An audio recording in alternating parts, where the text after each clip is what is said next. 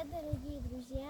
Сегодня мы выехали на спиннинге на водохранилище Сосды города Актюбе. Сегодня вот такая хорошая погода, солнышко.